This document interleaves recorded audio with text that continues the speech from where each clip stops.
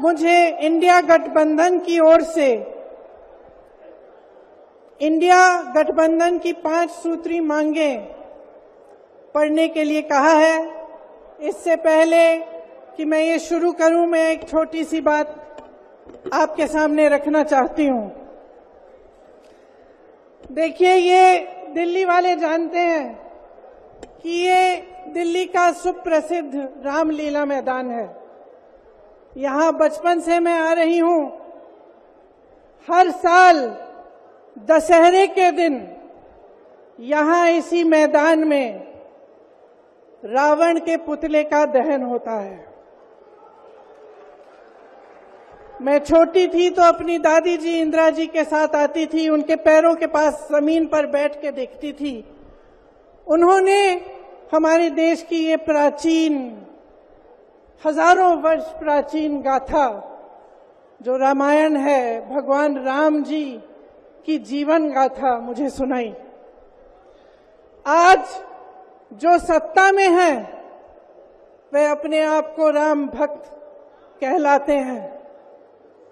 इसीलिए यहां बैठे हुए मेरे मन में ये बात आई कि उनको इस संदर्भ में कुछ कहना चाहिए।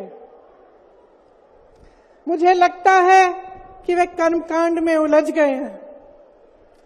मुझे लगता है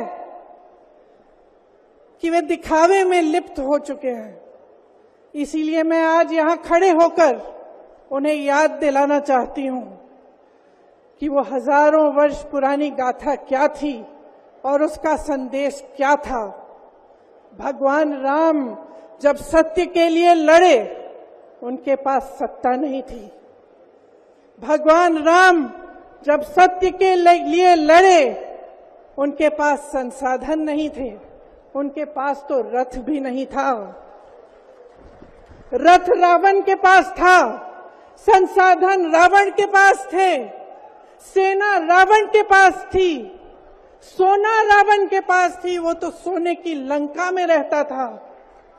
भगवान राम के पास सत्य था, आशा थी, आस्था थी, प्रेम था, परोपकार था, विनय था, धीरज था, साहस था और भगवान राम के पास सत्य था।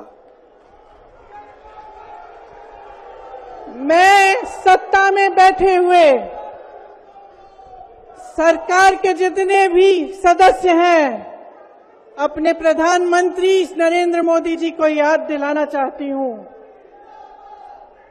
कि इस जीवन राम भगवान के जीवन गाथा का क्या संदेश था। सत्ता सदैव नहीं रहती, सदैव नहीं रहती सत्ता। सत्ता आती है, जाती है, अहंकार चूर चूर होता है एक दिन। यही संदेश था भगवान राम का, उनके जीवन का। और आज यहां रामलीला मैदान पर खड़े हुए इंडिया गठबंधन की 5 मांगों को पढ़ने से पहले मुझे ये उचित लगा कि मैं ये संदेश एक बार फिर दोहराऊं।